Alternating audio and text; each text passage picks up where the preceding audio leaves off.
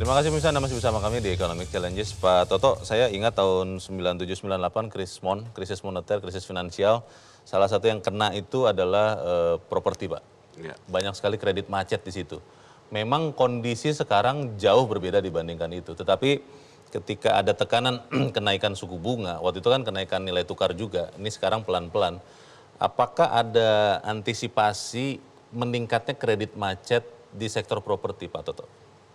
Ya pasti itu peningkatan ada dengan akibat dari kenaikan suku bunga. Tapi kita bersama-sama juga berusaha melalui asosiasi untuk meminimasi itu. Karena sekarang kan bunganya jauh di bawah. Cuman kecuali peristiwa 97-98 terjadi lagi yang naiknya sampai 70% kan. Oh, waktu itu ya karena rupiah melemah begitu rupa saat itu ya. Ya. Kalau sekarang kan dalam kondisi masih optimis kita. Oke. Cuman sekarang itu masalahnya pengendalian inflasi terhadap properti. Karena properti itu kalau terjadi sesuatu kena duluan dia. Lah kalau sudah pulih bangkitnya belakangan. Oh, kenapa itu Pak?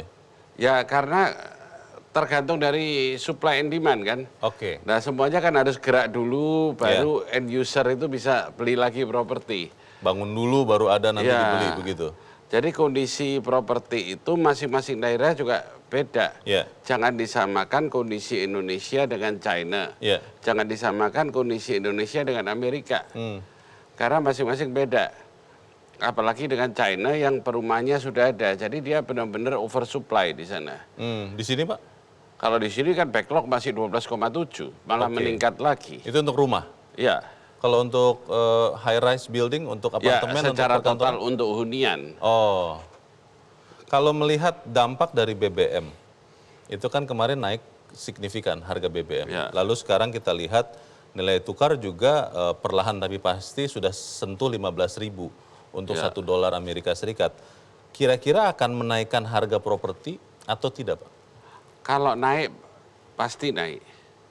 Tapi kita berusaha minimize itu supaya tidak terjadi di Amerika. Mereka naik langsung 19,7% average, itu gede sekali Pak. Karena daerah-daerah seperti New York dan LA, San Francisco naiknya sampai 2 kali lipat harga propertinya. Tapi kemampuan dari demand market untuk beli itu turun sampai 16%. Akhirnya mereka turun pelan-pelan ini. Properti di sana. Nah ini kita nggak bisa Pak, karena properti itu nggak boleh turun. Karena itu semua nganggapnya sebagai investasi. Begitu sekali turun, daerah itu pasti nggak laku developernya. Jadi memang antisipasi kredit macet, sudah terjadi juga kenaikan harga, tapi dijaga begitu rupa supaya tidak macet begitu ya? Ya, makanya kita mengharapkan sekali pemerintah untuk adanya UUJK itu benar-benar sesuai tujuannya, mempermudah perizinan. Tapi yang terjadi sampai hari ini UUJK adalah mempersulit dan memperumit perizinan. Sayangnya tidak ada yang bisa menjawab di sini. Tapi saya ingin bertanya ke Pak Joshua, OJK kan sudah merestrukturisasi ya, sekian kredit sampai Maret 2023 tahun depan. Kenaikan suku bunga The Fed itu sampai 4,5% di tahun ini.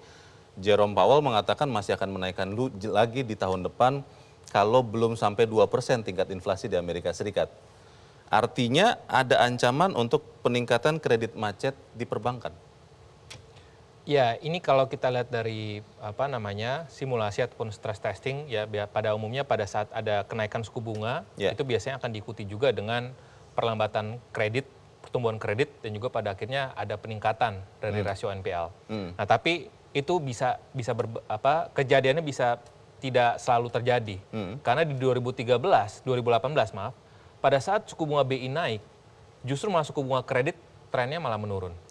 Jadi ada tidak semua kondisi itu terjadi. Tidak selalu terjadi. Sama betul, dari masa lalu. Dan ini juga kalau kita melihat ataupun menyimak pernyataan dari Gubernur Bank Indonesia di press conference di RDG bulan ini, alat liquid terhadap DPK perbankan itu masih di atas 26%. Artinya apa? Likuiditas perbankan ini masih sangat ample, masih sangat longgar. Makanya tadi disampaikan oleh Pak Toto bahwa perbankan masih appetite untuk penyaluran kredit KPR-nya masih relatif bagus. Artinya likuiditasnya masih cukup ample. Sehingga pada saat nanti seandainya ada kenaikan suku bunga kredit perbankan, itu pun juga transmisinya ataupun penyesuaiannya pun juga butuh waktu. Tidak bisa immediate. Ya, ada waktu setidaknya 2-3 kuartal. Sehingga barulah kita melihat bahwa akan ada tadi kenaikan dari suku bunga perbankan, kredit perbankan, tapi itu pun juga bervariasi. Jadi tentunya nanti akan kita lihat bagaimana likuiditasnya dan juga risiko kreditnya dari masing-masing segmen ataupun masing-masing sektor-sektornya. Jadi kalaupun nanti Maret 2023 OJK tidak lagi melanjutkan restrukturisasi itu, perbankan masih aman? Ya, kalau kita lihat memang sampai dengan bulan Juli yang lalu ya untuk beberapa sektor proporsi dari kredit restructuring-nya terhadap total kredit itu untuk beberapa sektor masih di atas 20%. Jadi artinya ada kemungkinan ataupun kami melihat ada potensi bahwa OJK akan cenderung untuk memperpanjang restrukturisasi ke beberapa sektor.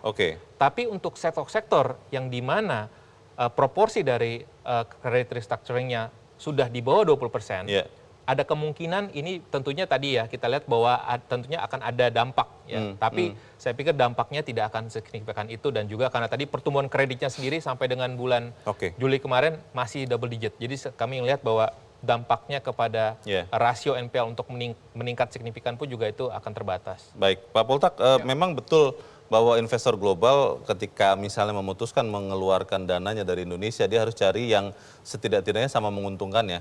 Tapi kalau kemudian perbedaan suku bunga Indonesia dan Amerika semakin lebar, dan tahun depan juga akan semakin lebar, ini tidak benar-benar akan memicu dana mulai keluar dari Indonesia ke Amerika atau ke negara lain? Sebenarnya kalau dana keluar dari Indonesia, itu sebenarnya sudah terjadi waktu pandemi.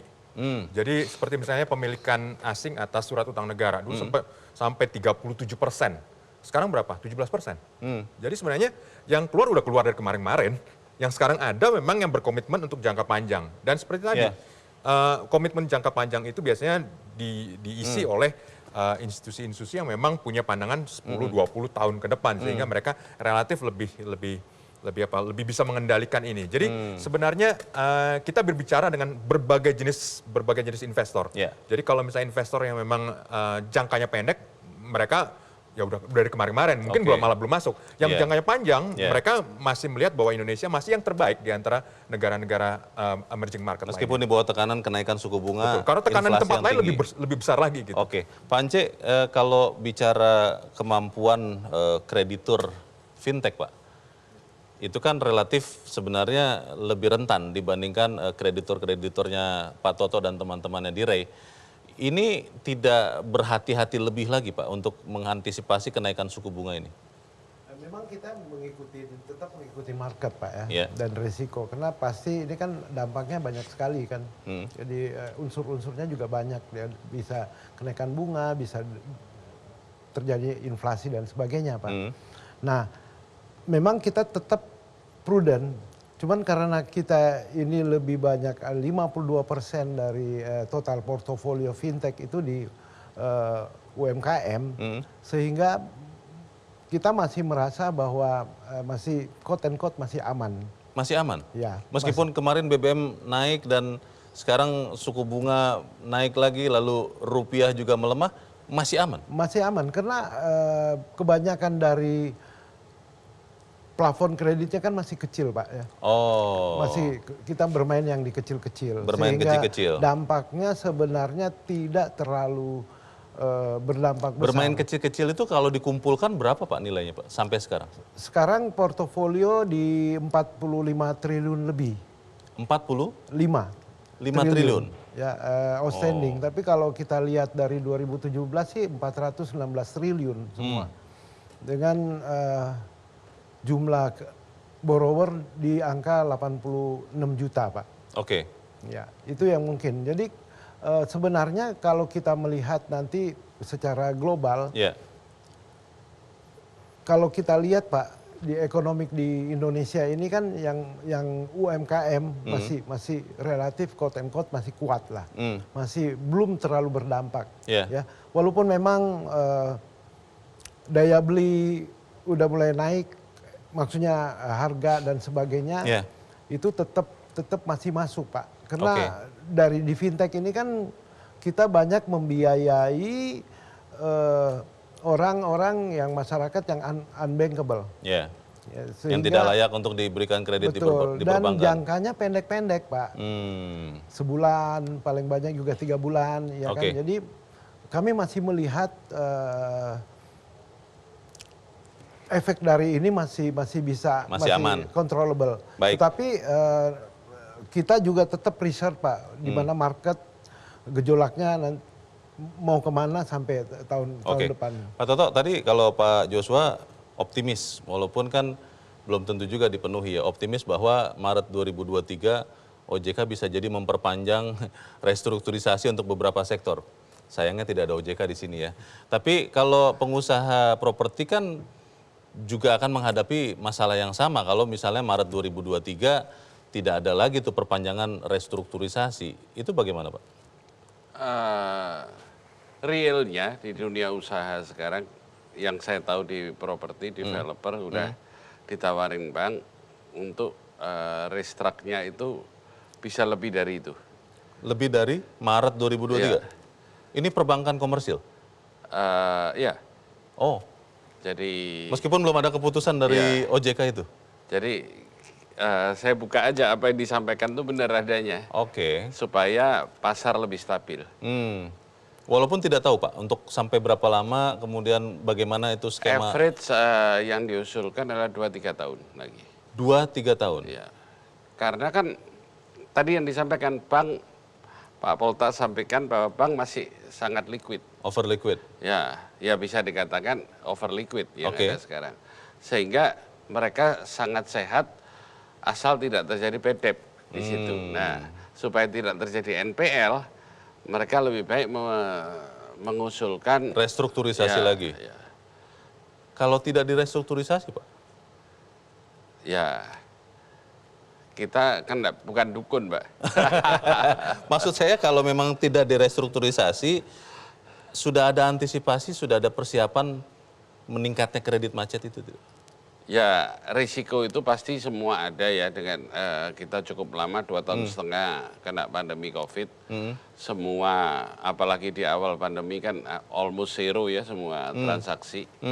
Nah, untuk itu memang kita sudah mengusulkan mulai dulu jangka panjang Pak. Dengan Pak Haryadi, Apindo, kita sudah mengusulkan jangka panjang. Tapi selalu pemerintah memberikannya jangka pendek terus. Exposure di perbankan berapa Pak untuk sektor properti ini sekarang kisarannya? Berapa ya hitungannya saya belum. Ratusan triliun? Ya pasti di atas itu ya. Baik, kita harus jeda dahulu dan pemirsa tetap bersama kami, Economic Challenges segera kembali.